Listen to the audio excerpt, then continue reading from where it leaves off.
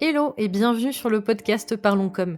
Je suis Bertie, la licorne de ta com et de ton business. À mon compte depuis février 2013, j'accompagne les entrepreneurs dans la mise en place d'une stratégie de communication authentique, mais surtout positive. J'aime aussi partager mon aventure entrepreneuriale pour aider ou inspirer ceux qui en ont besoin. Seul ou accompagné, je vais te parler de stratégie de communication, d'entrepreneuriat et te partager des anecdotes un petit peu croustillantes. Si ça te tente, tu es au bon endroit, alors let's go!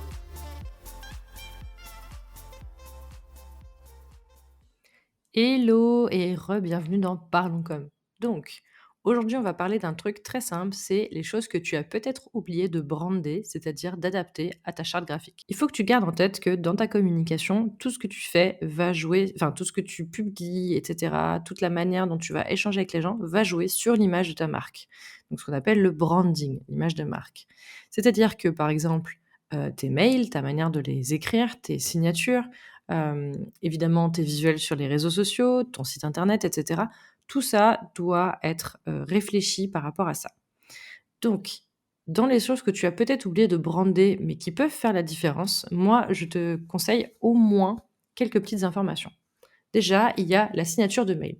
Je vois beaucoup trop d'entrepreneurs aujourd'hui qui n'ont pas une signature de mail qui est, un déjà faite, parce qu'il y en a beaucoup qui n'en ont pas, et 2 qui, est à l'image de leur entreprise. Moi, dans ma signature de mail, il y a mon logo, il y a ma petite phrase d'accroche, il y a mes couleurs et cetera. Ce qui fait qu'il y a même un bouton pour prendre rendez-vous avec moi, justement, en appel découverte. Ce qui fait que quand j'envoie un mail, même si c'est une boîte mail classique, il y a quand même mon identité à l'intérieur. Évidemment qu'il y a également la rédaction du mail qui joue, ma manière de commencer et de terminer un mail, mais la petite signature de mail, eh ben, c'est le truc en plus que tu peux brander, sur lequel tu peux avoir tes couleurs, ton logo, tes éléments. Par contre, conseil, ne la charge pas trop, ça sert à rien d'avoir une signature de mail, trop chargée, c'est pas très utile, hein, d'accord? Si tu veux, il y a HubSpot qui propose un système gratuit que tu peux utiliser. Tu rentres tes éléments, ton logo, tes coordonnées, et cetera. Il te génère automatiquement une, signature de mail que tu peux copier. Tu vas dans ton outil d'emailing, enfin de ta boîte mail et tu colles dans les paramètres pour pouvoir avoir une signature de mail qui est brandée, chartée, à tes couleurs, qui te correspond et qui fait aussi que, les utilisateurs auxquels tu envoies des mails ont tes coordonnées, tes informations, enfin tout ce qui est important, tout ce dont ils peuvent avoir besoin. Petit truc par contre, ne mets pas dedans des choses qui ne sont pas utiles ou que tu ne souhaites pas communiquer. Par exemple, moi, dans ma signature de mail, il n'y a pas mon numéro de téléphone portable. J'estime aujourd'hui, avec la manière dont je fonctionne, que mes clients n'ont pas forcément besoin d'avoir mon numéro de téléphone portable. Surtout que pour le moment, à l'heure où j'enregistre, c'est encore un téléphone qui fait et du pro et du perso. Donc je minimise énormément les appels téléphoniques et on passe soit par mail, soit par, messages vocaux, soit, tout simplement par visio, et cetera. Ou rendez-vous physique, pour les clients pour lesquels je peux, faire des rendez-vous physiques. D'accord? Donc ça, c'est la première chose. Deuxième chose, un truc qui peut être sympa à brander aussi et qui pour le enfin, entre guillemets, normalement peu de gens vont le voir, mais je trouve que c'est quand même intéressant même pour toi, c'est tout simplement ton fond d'écran d'ordinateur et notamment si tu as un ordinateur sur lequel tu travailles, je te conseille de brander ton fond d'écran. Parce que du coup, quand tu vas ouvrir ton ordinateur, quand tu vas te connecter et cetera, tu vas avoir la sensation d'être déjà dans ton entreprise, tu vois ce que je veux dire? Tu vas déjà être dans l'ambiance, tu auras tes couleurs, tu auras tes éléments, peut-être tes mots-clés. Ça peut être l'occasion aussi dessus de te mettre une phrase d'accroche intéressante pour toi, une qui va te motiver, qui va te donner envie et cetera. Donc voilà, n'hésite pas à brander ton fond d'écran, même si pas ou peu de personnes le verront. Ce sera un petit truc pour toi qui va te faire du bien. Et par exemple, si tu es formateur ou formatrice et que de temps en temps, les gens peuvent voir ton fond d'écran, ça peut être sympa aussi d'avoir au passage ton logo, ta charte et cetera qui leur permet de voir un petit peu tout ça.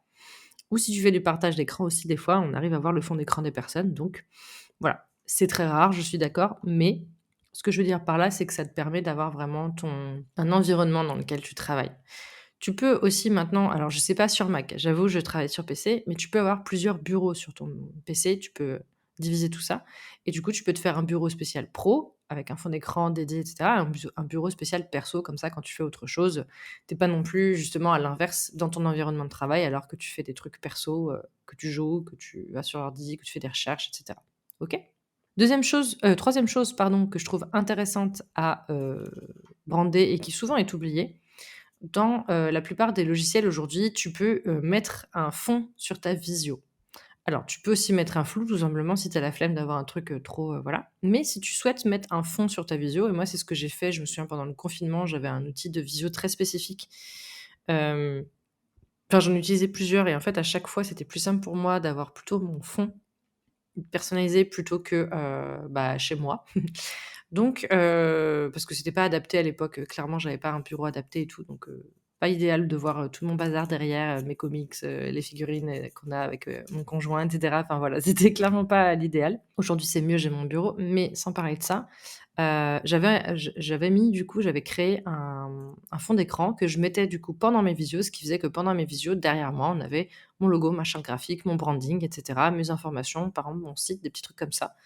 Il faut que ce soit très léger parce que les gens sont pas là pour regarder ça. Donc il faut que ce soit par exemple peut-être un fond de couleur qui soit juste dans tes couleurs, et peut-être en bas en petit, ton site internet ou quelque chose comme ça ou les petits logos de tes réseaux ou un petit truc, mais voilà. Faut pas aller trop loin sur celui-ci parce que il faut pas que les gens passent plus de temps à regarder ton fond de visio qu'à t'écouter toi quand ils sont en visio avec toi. Mais si tu as envie, de mettre un fond spécialisé, bah, tu peux, brander ton fond de visio. Dernier élément intéressant que tu peux potentiellement avoir oublié de brander et qui peut t'aider, c'est tout simplement tout ce qui est dans ton environnement de travail. Ça revient un petit peu sur ce que je disais au niveau de ton fond d'écran, mais ce qui va être intéressant aussi, c'est justement, est-ce que ton agenda, tu as mis les couleurs de ton entreprise dedans? Moi, c'est le cas. Dans mon Google Agenda, j'ai modifié les couleurs et les couleurs qui s'affichent sont celles de mon entreprise. Donc je me sens un peu plus dedans. Ce qui n'est pas le cas sur mon perso, ce qui fait que ça me permet aussi de bien les différencier tous les 2. Mon espace Notion, il est aux couleurs de mon entreprise. J'ai mis mon logo, j'ai mis ma charte, pas sur toutes les pages, mais sur une grande partie des pages et notamment celles où, je trouve que c'est important. Ça peut être pareil, donc comme je t'ai déjà dit, sur ton fond d'écran, mais ça peut être également même par exemple si tu as un téléphone, dédié au travail, je te conseille d'avoir un fond d'écran dédié au travail dessus aussi, tu vois? Ce genre de petites choses-là. Donc je pense que, ce sont des éléments qu'on va souvent oublier, mais qui peuvent être vraiment intéressants à travailler. Tu peux même aller plus loin et te faire un tapis de souris personnalisé, par exemple, si tu as envie. Tu as la possibilité aujourd'hui de te faire pas mal de petites choses qui peuvent t'aider au quotidien à te sentir dans ton environnement de travail. Ce que je te conseille dans tous les cas, c'est de prendre le temps de lister, on va dire tous les supports auxquels tes clients peuvent être confrontés, donc tes mails, tes SMS, je sais pas, hein, ça dépend.